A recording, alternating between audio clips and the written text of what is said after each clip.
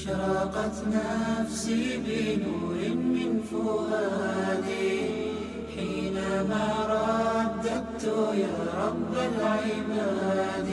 So with regards to mental health, there are challenges that all of us face time to time, and the way Allah subhanahu wa ta'ala has created the life of this world, life throws one curveball after another, and that's just the way Allah subhanahu wa ta'ala has designed this world and this life. This world and this life was not made purely for comfort and joy and ease.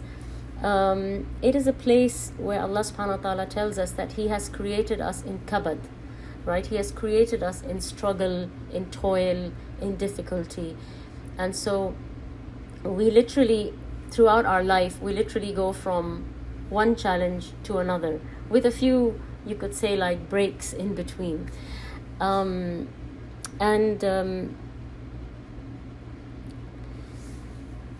As for the pure comfort and ease, for that we have Jannah.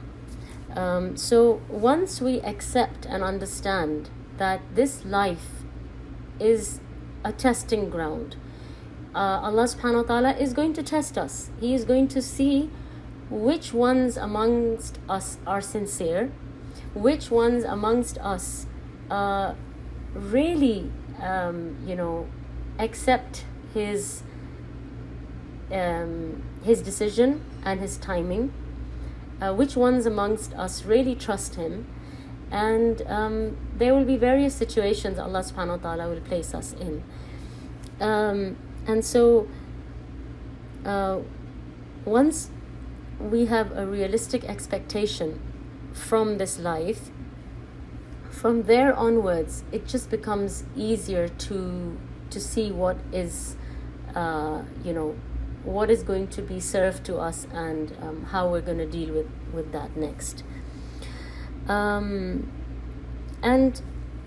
it's important also to remember that when Allah subhanahu wa ta'ala created the human being, the angels asked him, they said, نَحْنُ نُسَبِّحُ بِحَمْدِكَ وَنُقَدِّسُ لَكَ, that we praise you, we worship you, we obey you, we do everything that is pleasing to you. We obey you 100%. Then why are you creating man who is going to create bloodshed, and he's going to fight, and he's going to create fitna? And Allah subhanahu wa ta'ala responds to them and says, Inni a'lamu ma la ta'lamun, that verily I know that which you do not know. And so whatever situation you find yourself in, always remember that Allah subhanahu wa ta'ala has a wisdom in whatever happens, in however things turn out, in whatever situation you find yourself in. It is with Allah subhanahu wa ta'ala's perfect wisdom and perfect knowledge. Nothing is a coincidence. And I think the problem happens when we try, with our little limited minds and understanding and our limited intellect, we try and match that against Allah subhanahu wa ta'ala.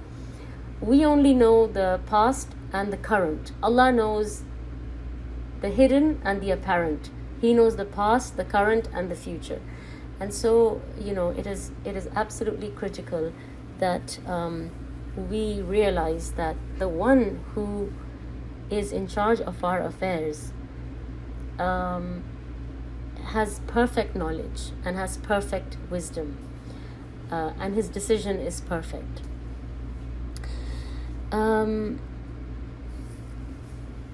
Okay, so once we've understood that, the first thing I want you to remember from the 5 points that I want to share with you today, the first thing is to trust in Allah subhanahu wa ta'ala's plan and to trust in Allah's timing. And these things, sometimes they play a lot with our mind, so when certain things happen, we try to understand them, we try to put reason to them, and we say, okay, this happened because of XYZ. There is not always a because. There's not always, we will not always understand why things are happening. And the best example of this is in something that we are supposed to revisit every Friday, right? When we recite Surah Al-Kahf, every Friday we remind ourselves that Musa alayhi salam had so much knowledge. He was one of the ulul azm, right? He was one of the greatest of Allah subhanahu wa ta'ala's anbiya. And he meets Khidr and he doesn't understand why things are happening. Every time Khidr does something, he gets confused because he can't make sense of it. Why would you kill a child? Why would you help someone who's being bad to you? Why would you scuttle the boat when those people are actually helping you and giving you a ride, right? None of these things are making sense to him. This is our life from beginning to end. A lot of things are happening and they're not adding up. They're not making sense. But Allah subhanahu wa ta'ala, He knows exactly what is happening and why it's happening. And, the best example I can give is that imagine if at the end of this gathering, your mother is waiting outside in a car. And so when you finish this gathering, you go and you sit in the car and she starts driving. And so you ask her that, where are we going? And she doesn't tell you, but she just keeps driving. So at what point would any of us now pick up our phones and dial the emergency number and say, please come and help me because my mom's taking me somewhere. Now I don't know where she's taking me. So I want to ask you that why would we not do that? Because we don't know where we're going, but we know that mom is taking us somewhere. Is it possible for you guys to unmute yourselves or write in the chat box? Assalamu alaikum. We can hear you. Alhamdulillah. Okay. Walaikum salam. Sorry.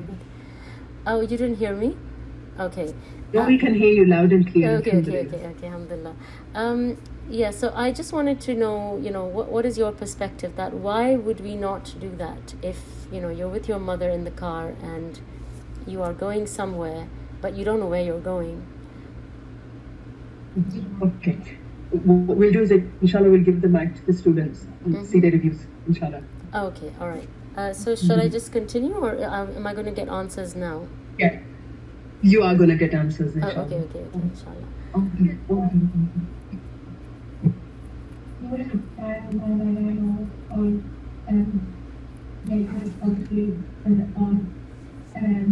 Saying that no one's taking you somewhere and you don't know because you trust your mom, even though you don't know where she's taking you and trust her. Yes, very good. So it's because you trust your mother. We have few more views, inshallah. Okay, go on. Alaikum salam wa rahmatullah. You wouldn't down emergency services because that's your mother and you've got full trust. And in the same way, you're making reference that Allah's plan. So you wouldn't question your mother why you question Allah's plan. Very good. So yeah, I'm happy with that. We'll work with that right now. So you trust her, you know that she loves you and she has your best interest at heart, right? And she's not going to hurt you. She's not going to harm you. So that's why it doesn't matter if she doesn't tell you where she's taking you. You just know that wherever she's taking me, I'll be okay, right? In the same way, Allah subhanahu wa ta'ala is driving our lives. He is driving our situations. But unfortunately, our trust is not as solid as it should be.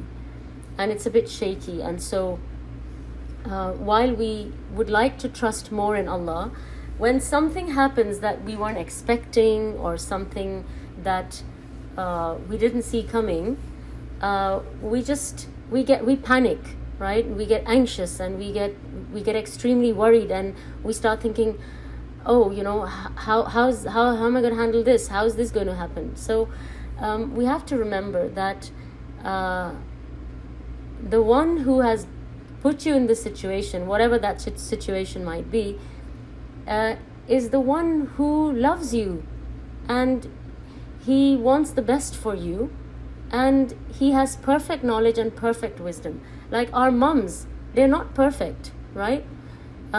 So she could crash the car, she could have poor judgment, she could do anything because she's not perfect. But Allah subhanahu wa ta'ala, when he's driving our lives and he's driving our situations, he is perfect in his knowledge, in his wisdom, in his decision. And so our trust in him should be even more than in any other human being. And the other important thing to trust is Allah's timing. So a lot of the times we're impatient. We get into situations where it starts affecting our work, our day-to-day life starts getting affected because we have this thing in our mind and we can't understand why it's not happening the way we expected it would happen, right? And again, these are all things which reflect that we're trying to match our planning against Allah subhanahu wa ta'ala's planning, and Allah's plan is perfect. And so Allah decides when things happen and how they happen. So it is said that Musa alayhi salam, when he was a baby and his mother put him in the Nile, and she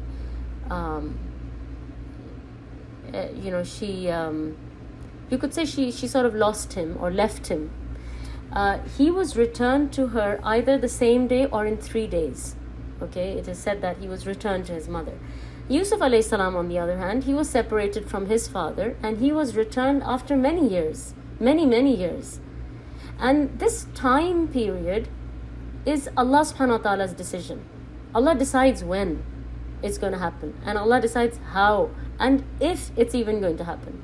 And so these are not things for us to stress or worry about, but as human beings we get stressed and worried, and that's just a natural part of us being a human being. But these are just aspects that we need to focus on, we need to work on to help ourselves, because when we strengthen these aspects about ourselves, it really just helps us more than anybody or anything else. It helps us.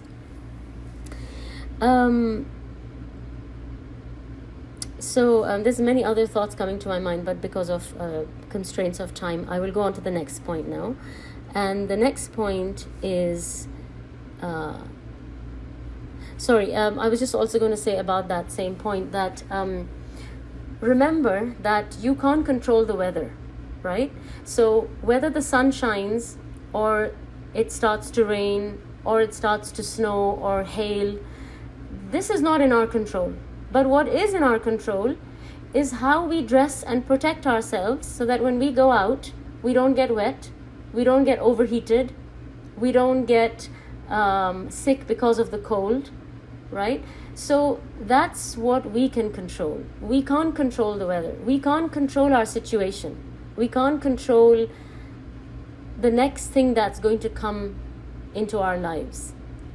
But what we can control is the way we deal with it. And that has to do with the next thing that I'm going to talk about. So, grief, this is point number 2. Grief, sadness, pain, fear, sorrow, anxiety, stress, crying. These are all normal human emotions. And there's an array of them. And don't let anyone tell you that if you cry or if you're sad or if you're anxious or if you are fearful that you have low iman. That is not correct. Yaqub alayhi salam, who is one of the great prophets of from the Anbiya,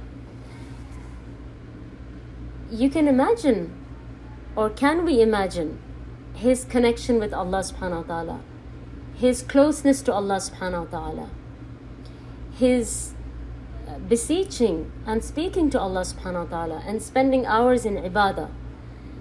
Yet when Yusuf alayhi salam is taken away from him, he cries and cries, and he cries so much, and he is so saddened from the loss of Yusuf alayhi salam that he loses his eyesight. Can we say that he had low iman, or his connection with Allah wasn't strong enough? No. This is rahmah that Allah subhanahu wa ta'ala has placed in our hearts. This is a normal human emotion that Allah subhanahu wa ta'ala has placed in our hearts. So,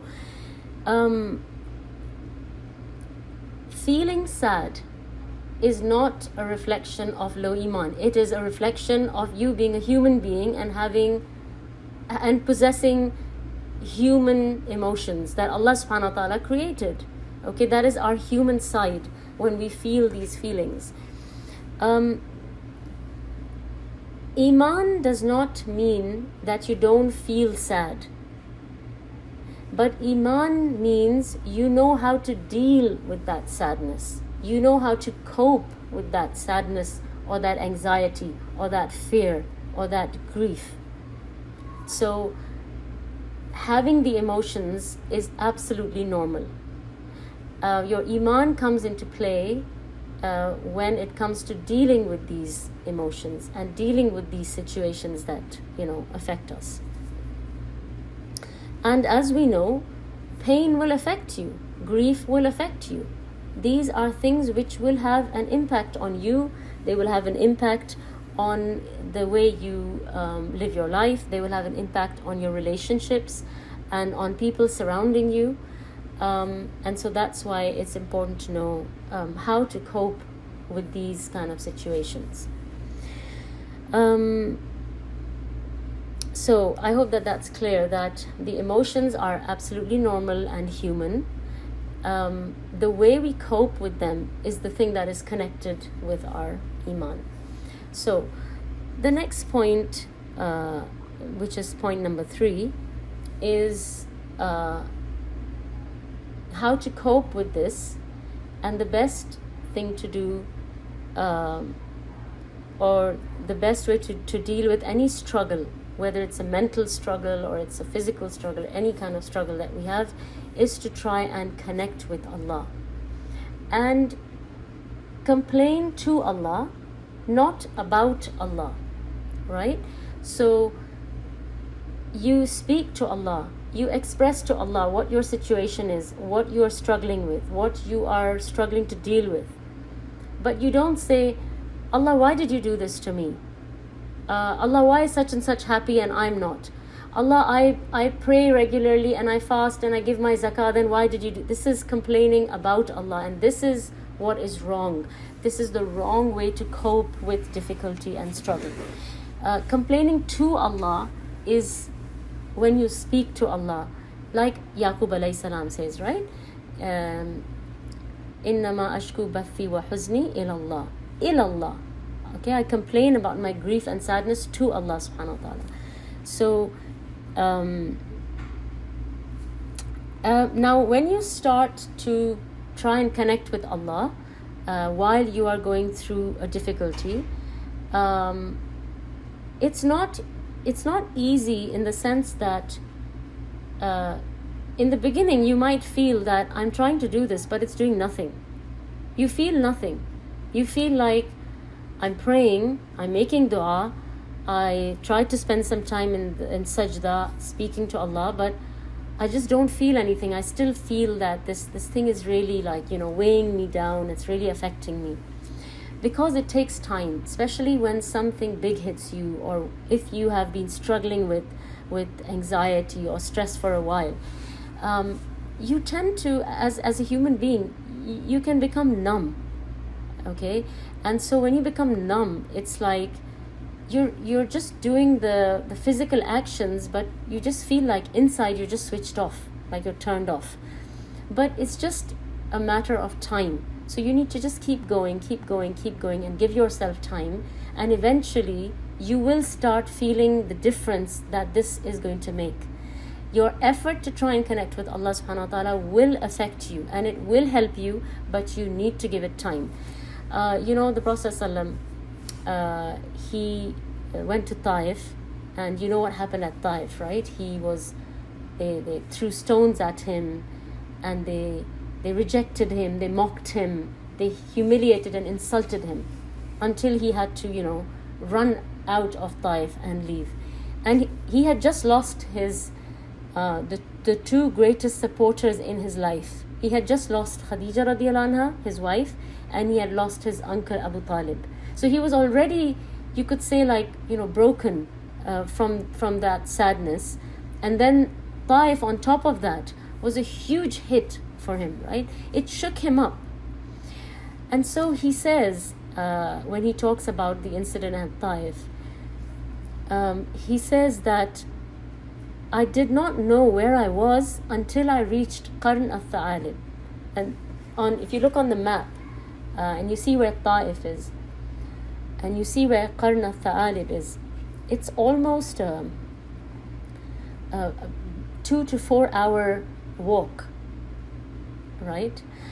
So you can see that, when something hits you really hard, or when something affects you really, like when you're going through a really, really difficult thing, you lose sense of your surroundings. You lose sense of what's happening, what you're doing. Your days are going, your hours are going, and it takes a while until you find your bearings and you realize what's happening. And so this is the Prophet sallallahu alaihi wasallam, right? None of us can claim to be closer to Allah subhanahu wa ta'ala than him. None of us can claim to have a better relationship with Allah subhanahu wa ta'ala than him. And he's saying that he didn't know where he was until this period of time. Let's say about 3 to 4 hours of time. That's when he starts to understand again, that where he's now and what he's just been through. And so think of your connection with Allah subhanahu wa ta'ala as a muscle, as building a muscle, right? And building muscle takes time. Imagine you go to the gym and you say to the trainer that I want to build my upper body, I want to build my biceps, and can you do it for me in one day? What do you think the trainer is going to say? This is not something that the trainer can do in one day, because you can't build muscle in one day. Muscle is built over time. It takes time. It takes hard work. It takes sacrifice. It takes commitment. It takes perseverance. And consistency is key. So when you go every single day for an hour, every day for an hour, every day for an hour, at the end of the week, you will see results. At the end of 2 weeks, you will see greater results.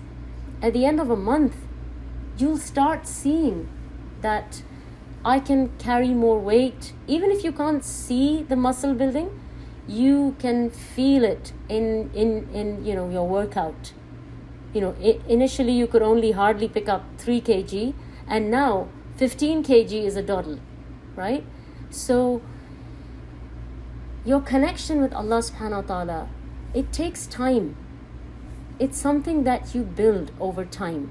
And even though you go through this numb period where you really don't know what's happening, you're still building. So just keep going, keep trying.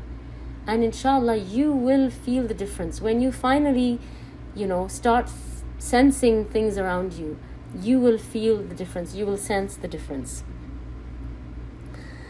And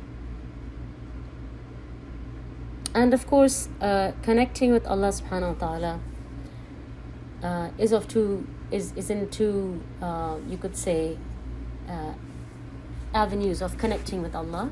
If you want to speak to Allah, you pray, and if you want Allah to speak to you, you recite Quran. And Allah subhanahu wa ta'ala tells us, right, وَاسْتَعِينُوا بِالصَّبْرِ وَالصَّلَاةِ. And this is a whole other topic, but these two things are key in dealing with situations. Sabr and salah. And you need to ask Allah to help you with the sabr, and ask Allah to help you with the salah. Because we can't do anything without Allah subhanahu wa ta'ala's help. So even in the things that we know we have to do, we need Allah's help. even in connecting with Allah, ask Allah to help you to connect with Him. Ask Allah subhanahu wa ta'ala to connect you with Him. And that is the only way really to achieve anything, is by asking Allah subhanahu wa ta'ala. And so the next point that I want to make, which is point number 4, is don't allow the anxiety or the situation to overwhelm you. Okay? Remember, the word allow is very important, because there are things which are in our control and there are things which are out of our control. So the things which are in our control, that is where we can help ourselves or we can harm ourselves. And so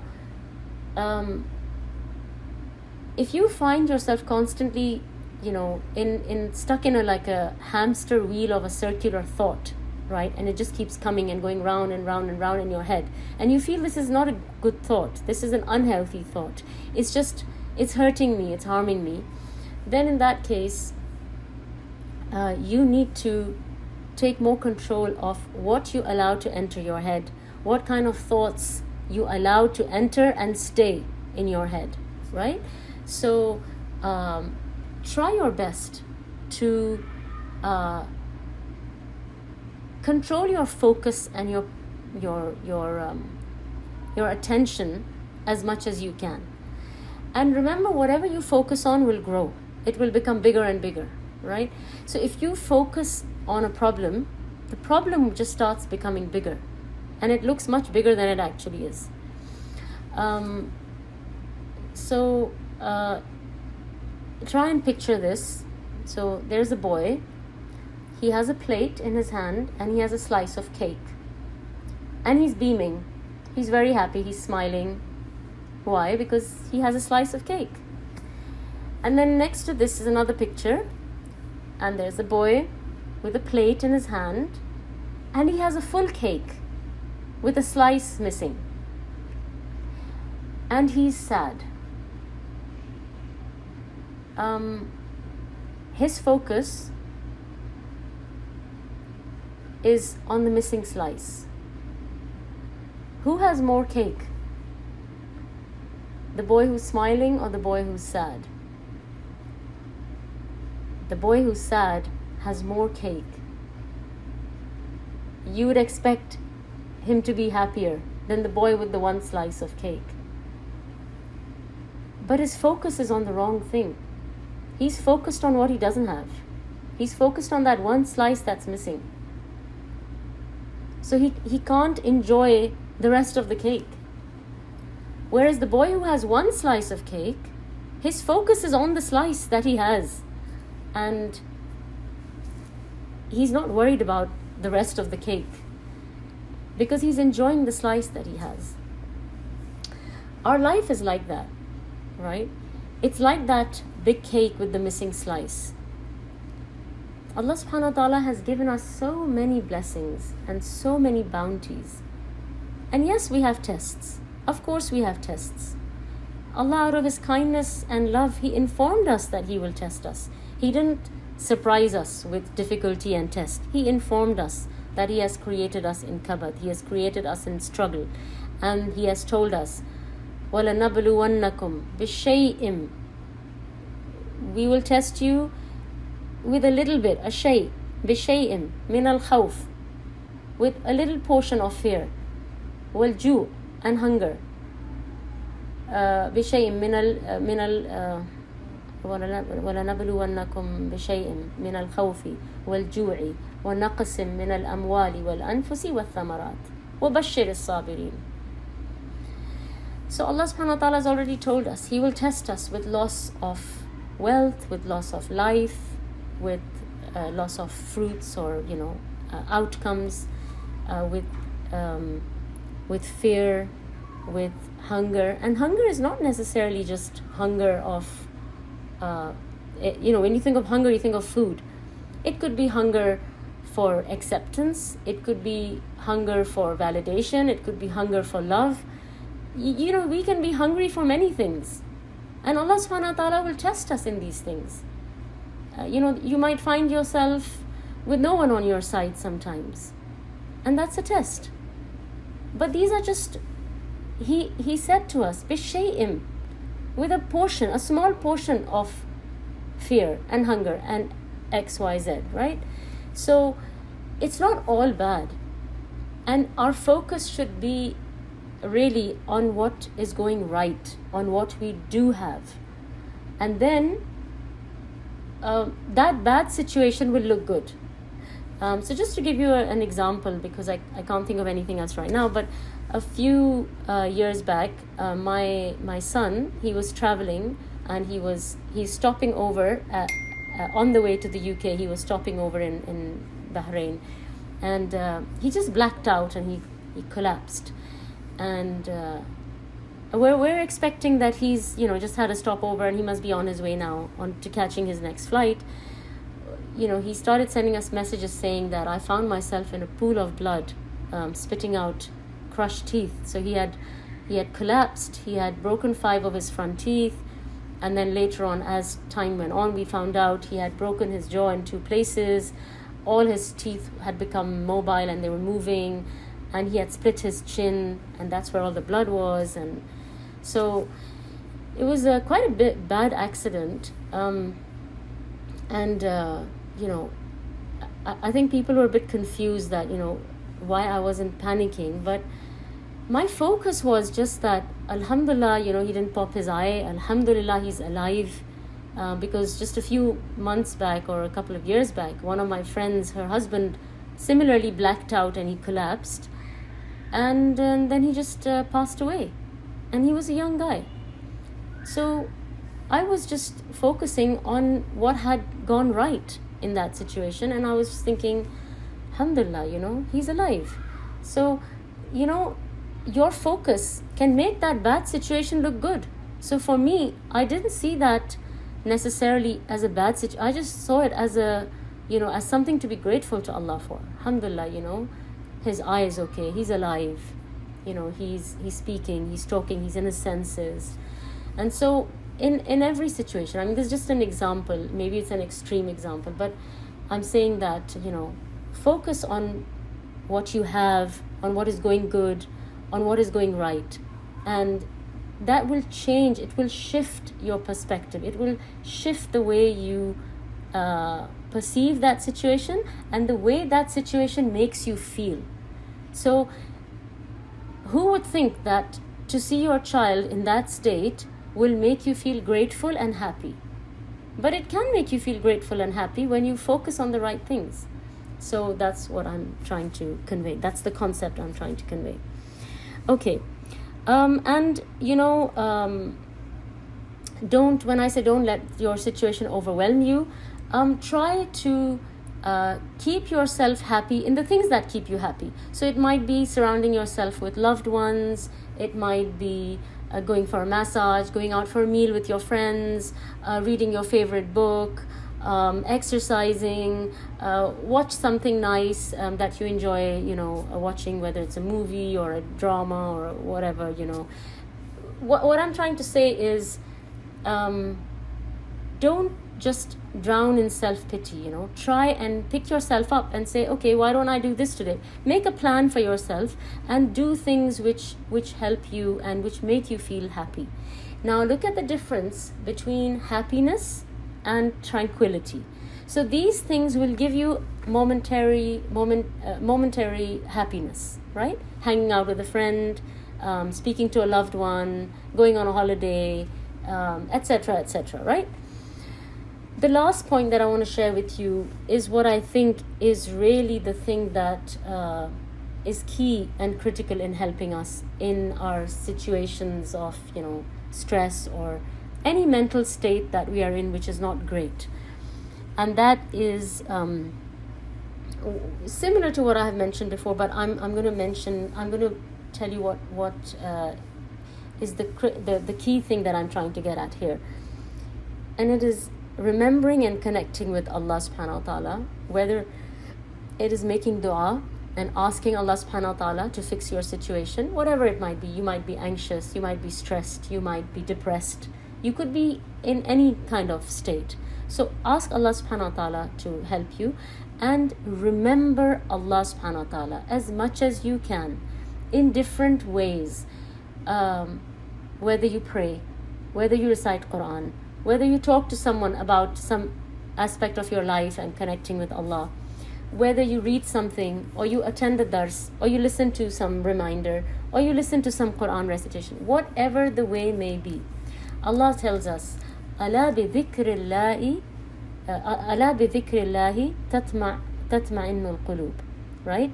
Now this itminan, this is different from happiness. Allah is not saying that you will find happiness in the remembrance of Allah. Allah is telling you, you will find rest and peace and tranquility in the remembrance of Allah subhanahu wa ta'ala. And this peace is the key thing that we all are after. We think we're after happiness, but actually we are chasing peace. We just want to be content, right? We just want to feel comfortable inside our hearts, whatever situation we're in. And remember, when you try and connect with Allah subhanahu wa ta'ala, and you try and remember Allah, and you're going through this struggle, and you're trying to come closer and closer to Allah subhanahu wa ta'ala to try and cope with whatever you're going through, whatever your situation is, the situation might stay the same.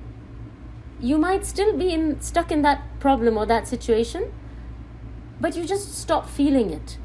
You just stop feeling that level of that stress and worry and anxiety, because you get that itminan from connecting with Allah subhanahu wa ta'ala. And until you get that peace, that rest, that tranquility, everything just seems like, oh, how am I going to do this, or how is this going to get done? And you just like have all the stuff, which is like cluttering your mind. But once you reach that level, and like I said to you, it takes time, but you will get there, inshallah. Even if in the beginning it feels like I'm not getting anywhere with this, you're taking baby steps.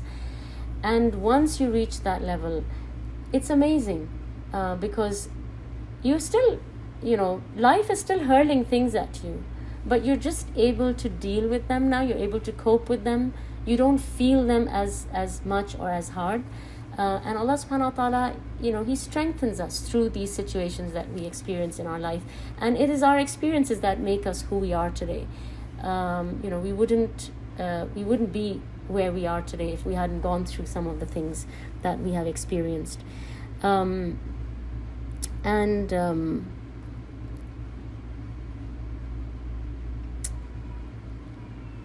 There was another thing that I wanted to share with you, but it was an example, an analogy that came to my mind, but it's gone. So khair, inshallah. I think I will just end with that then, inshallah, that I can't stress enough that keep yourselves close to Allah subhanahu wa ta'ala.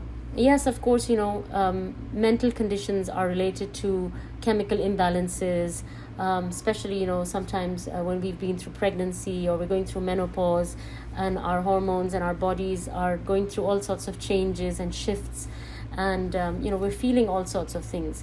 But at the end of the day, Allah subhanahu wa ta'ala, He owns everything that you have, everything that you've lost, everything that you want and you desire. So keep turning to the owner of everything. And Allah subhanahu wa ta'ala is ala kulli shayin qadir. Right? And that is what we learned from the month of Muharram, from the day of Ashura. That statement that should be, engraved in gold and put up on our walls. Inna ma'iya rabbi sayahdin. Kalla inna ma'iya rabbi sayahdin. That no, verily, Allah subhanahu wa ta'ala is with me, and He will guide me, and He will make a way for me. So inshallah, I guess, whatever I was able to remember was your portion of risk, in learning something new about Allah subhanahu wa ta'ala, about Muharram, about how to deal with some of these situations, our mental health, our mental well-being, how to handle stress and anxiety. And I hope, inshallah, Allah subhanahu wa ta'ala protects us from difficulty and hardship. And Allah subhanahu wa ta'ala gives us contentment with His decree, whatever He has decreed for us. And Allah subhanahu wa ta'ala guides us and grants us ease. May Allah subhanahu wa ta'ala reward you all for making time to attend and make this a blessed gathering and make it a source of expiation for us. May Allah subhanahu wa ta'ala forgive us and bring us closer to Him and reunite us all in His highest Jinan. سبحانك اللهم وبحمدك أشهد أن لا إله إلا أنت أستغفرك وأتوب إليك. If there's any questions. Would like a question? You have 5 minutes. Are you okay to take some questions? Yes, sure. Inshallah. Yes, sure. Any questions, anybody? About You can come forward, inshallah, and speak. About anything about Muharram, about anything taught today, anything you benefited, anything you want to share?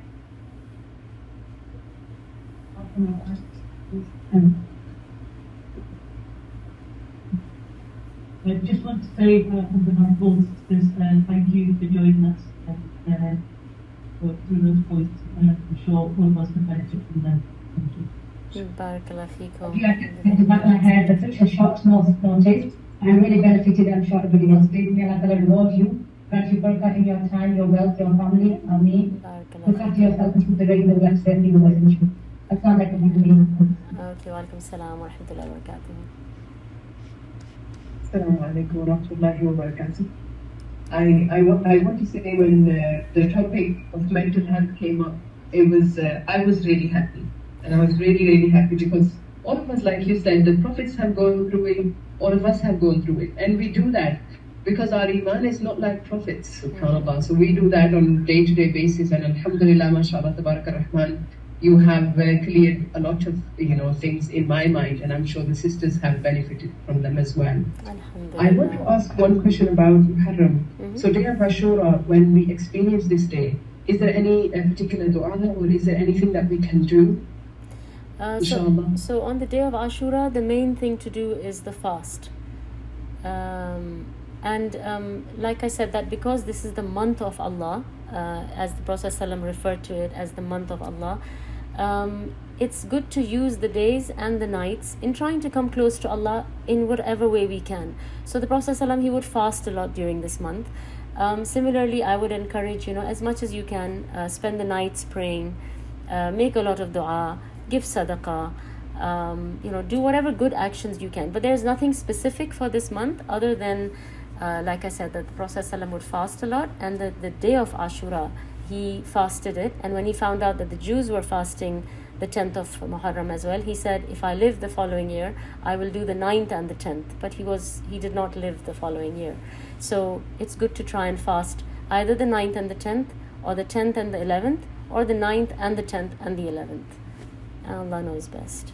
Jazakallahu Khairan. One more question. So according to Saudi calendar, do you know when the 9th and the 10th will be this year, inshallah? Yes. So I was going to, one second.